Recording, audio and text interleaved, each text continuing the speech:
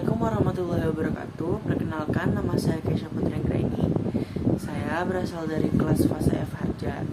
Hari ini saya akan menjelaskan tentang peta konsep teks berita. Pada poin pertama terdapat definisi teks berita.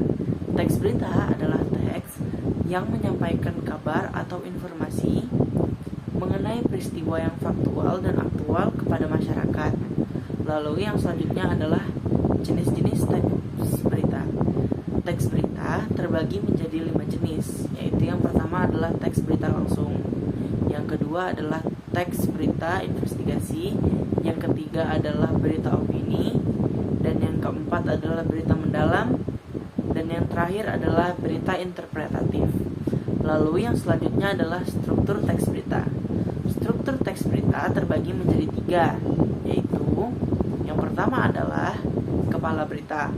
Kepala berita berisi informasi penting, yaitu apa, di mana, siapa, dan kapan. Lalu yang kedua adalah tubuh berita.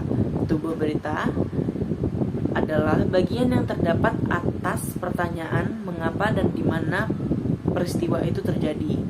Lalu yang terakhir adalah ekor berita.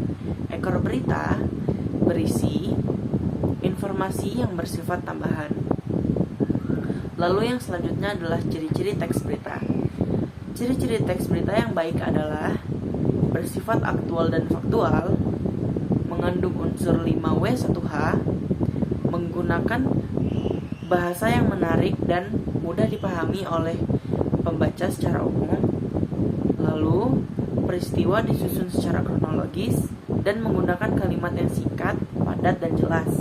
Lalu yang terakhir adalah kaidah kebahasaan teks berita. Teks berita mempunyai 6 kaidah kebahasaan, yaitu penggunaan bahasa baku, kalimat langsung, kata kerja, konjungsi waktu mental, fungsi keterangan waktu dan tempat, serta penggunaan konjungsi temporal.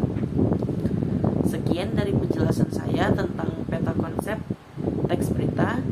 Wassalamualaikum warahmatullahi wabarakatuh.